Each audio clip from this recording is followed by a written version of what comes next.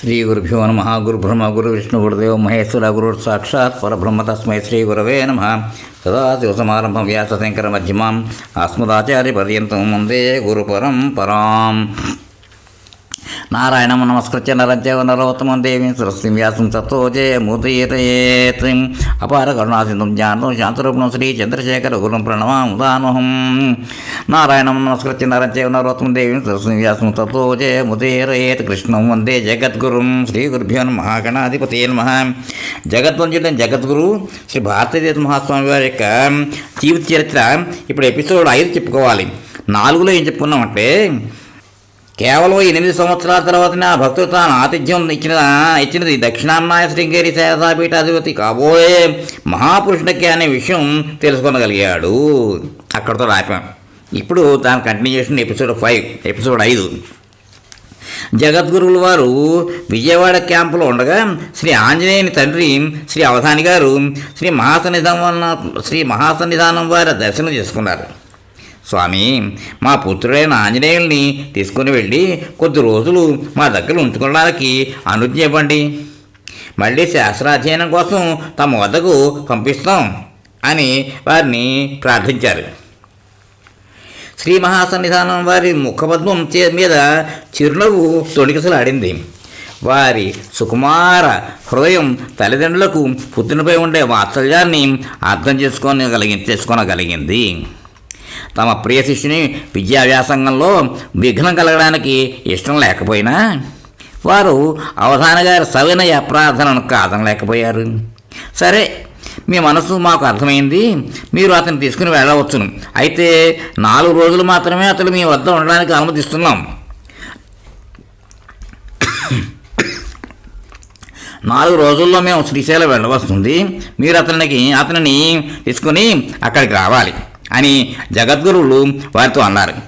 ఆనందభరితులైన అవధాని గారు కృతజ్ఞతాభావంతో వారికి సాష్టాంగ నమస్కారం చేశారు.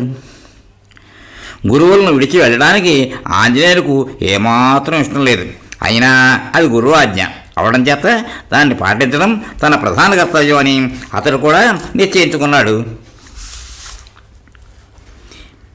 ఇంటికి తిరిగి వెళ్ళిన ఆంజనేయులు ముఖంలో కొంచెం కూడా ఆనంద చిహ్నాలు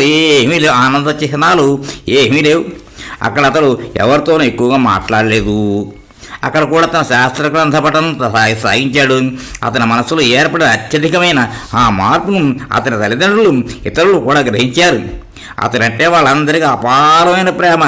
అందుచేత తమతో పూర్వం వలె స్వేచ్ఛగా సంతోషంతో మాట్లాడాలని అతన్ని కోరారు. అయితే వాళ్ళు అడిగిన ప్రతి ప్రశ్నకి వాళ్లకు 1-2 పదాలలో కానీ తల ఊపడం ద్వారా కానీ ప్రత్యుత్తరం లభించింది.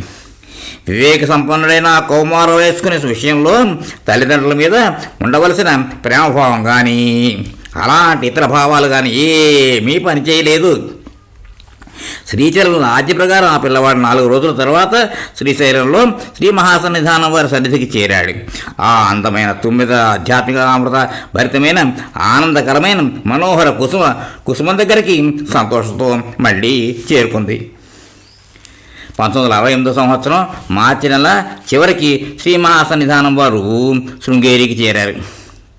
జగన్మాత అయిన శారదాదేవి మనోహరమైన ఆ సౌందర్యం, శృంగేరిలోనూ చుట్టుపక్కల ఉన్న అత్యద్భుతమైన ప్రకృతి శోభ, ఆ ఆధ్యాత్మిక శక్తితో నిండిన ఆ ఆశ్చర్యకరమైన ఆ వాతావరణం, ఇవన్నీ శాంతి ప్రియుడైన ఆంజనేయులు హృదయంలో అనంతమైన ఆనందాన్ని నింపాయి. సహజమైన భక్తిభావంతో అతడు దేవీ దేవతల ఆలయాలలోనూ పవిత్రమైన పూర్వాచార్యుల అధిష్టానాల్లోనూ సాష్టాంగ ప్రణామం చేశాడు. శిష్యవాత్సల్య భరతులైన శ్రీ మహాసన్నిధానం వారు నరసింహవనంలో ఆహ్నిక మందిరంలో ఆ ప్రియ శిష్యునికి సుఖప్రదమైన నివాసం ఏర్పాటు చేయించారు. అతనికి శాస్త్రాధ్యయనం నిరంతరాయంగా జరగడానికి తగిన ఏర్పాట్లు కూడా చేశారు. విద్యాతురాణం నా సుఖం నా నిద్ర అని అంటారు. విద్యాభ్యాసం విషయంలో వారి విద్యార్థికి ఉన్న శ్రద్ధయే అతన్ని సర్వవిధాల పరిపూర్ణుడైన వ్యక్తిగా చేస్తుంది. ఒక ఆచార్య శ్రేష్ఠుని శిష్యుడిగా ఆంజనేయుల్లో ఈ సద్గుణం అత్యధికంగా ఉండేది. ఒకసారి శ్రీ మహాసన్నిధానం ఇలా అన్నారు: బ్రహ్మ సాక్షాత్కారం పొందిన గురువు దయాసముద్రుడనే విషయం గుర్తుంచుకోవాలి. ఆయన ఏ విధమైన స్వార్థ చింత లేకుండా శిష్యుల అభివృద్ధిని కాంక్షిస్తూ ఉంటాడు. శిష్యుల విషయంలో అలాంటి సద్గురువు కన్నా తపన అలా సద్గురువుకి ఉన్న తపన తల్లిదండ్రుల తపన కంటే కూడా ఎక్కువ. వాళ్ళు తమ పుత్రుని భౌతికమైన సుఖాన్ని సమకూర్చాలని ఆసక్తిలో పడి అత్యుత్తమ ప్రయోజనాన్ని గురించి అశ్రద్ధ చేస్తారు. శ్రీ ఆంజనేయులు శ్రీ మహాసన్నిధానం వారి మాటల్లోని అంతరార్థాన్ని బాగా గ్రహించాడు. ఆచార్యుల వారికి తమ ప్రియ శిష్యుని విషయంలో అత్యధికమైన వాత్సల్యం ఉండేది. అనేక సమయాల్లో అది స్పష్టంగా కనబడేది. ఒక ప్రదోషం రోజున శ్రీ ఆంజనేయులు నది ఉత్తర తీరాన ఉన్న శక్తి గణపతి ఆలయానికి వెళ్ళాడు. ఆనాటి రాత్రి అలవాటు ప్రకారం అతడు శ్రీచరణలో పూజ చేసేటప్పుడు రుద్రపఠనం చేయడానికి వచ్చాడు. పూజ దగ్గర కూర్చునే ముందు శ్రీచరణులు, "నువ్వు నది అవతల ఒడ్డుకు వెళ్ళావా?" అని అడిగారు. "అవును, వెళ్ళాను" శ్రీ ఆంజనేయులు సవినయంగా సమాధానం చెప్పాడు. వెంటనే ఆచార్యులు, "నువ్వు నరసింహవనంలోనే ఉండాలి, ఎక్కడికే వెళ్ళవద్దు.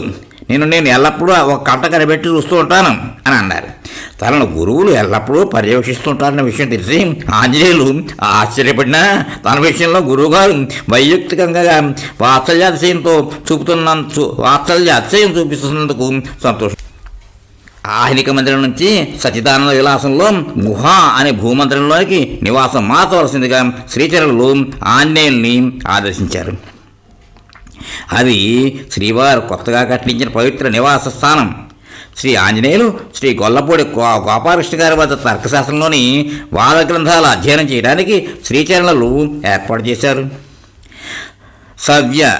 నవ్య న్యాయంలో మూల గ్రంథమైన తత్వచింతామణికి వ్యాఖ్యానం దీధితికి శ్రీ జగదీశ భట్టాచార్యులు, శ్రీ గదాధర భట్టాచార్యులు వ్యాఖ్యానాలు రచించారు. శ్రీ గొల్లపూడి గోపాలకృష్ణమూర్తి శాస్త్రి గారు కాశీలోని ప్రసిద్ధ పండితులైన శ్రీ రాజరాజేశ్వరి శాస్త్రి గారి వద్ద జగదీశ భట్టాచార్యుల గ్రంథాలు అధ్యయనం చేస్తున్నారు. శ్రీ శాస్త్రి గారి పాండిత్యాన్ని శ్రీ జగద్గురువులు అనేక పర్యాయాలు ప్రత్యక్షంగా చూసి ఉన్నారు. ఆయన పాండిత్యం వారిని ప్రభావితం చేసింది. శ్రీ ఆంజనేయులు శాస్త్రజ్ఞానాన్ని అన్ని విధాలా అభివృద్ధి చేయడానికి శ్రీ శాస్త్రి గారిని ఎన్నుకొనడం చాలా సముచితమైనది. పాఠం ప్రారంభం అయింది. అలవాటు ప్రకారం శ్రీ ఆంజనేయులు విద్యాగ్రహణంలో పూర్తిగా నిమగ్నుడయ్యాడు. శాస్త్రి గారు ప్రాతకాలం ఆ గ్రంథంలోని కొంత భాగం పాఠం చెప్పేసేవారు. సాయంకాలం శాస్త్రి గారి సమక్షంలో శ్రీ ఆంజనేయులు ఆ పాఠం అంతా యథాతథంగా మళ్ళీ చెప్తూ ఉండేవాడు. ఈ పద్ధతి బాగా నడిచింది. పొద్దున చదివిన పాఠం ఎక్కడ ఒక్క తప్పు కూడా దొరకకుండా ఆంజనేయులు సాయంకాలం తిరిగి చెప్పేసేవాడు.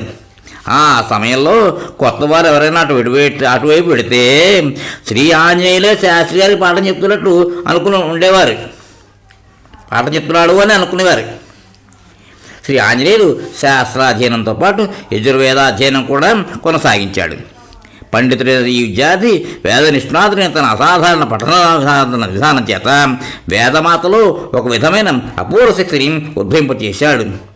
అతని వేదాధ్యాపకుడు సాంప్రదాయక రీతిలో అధ్యాపనం చేయిస్తుండగా ఆశ్చర్యకరంగా ఆ విద్యార్థి కేవలం 2 మాటలే అనువదించేవాడు.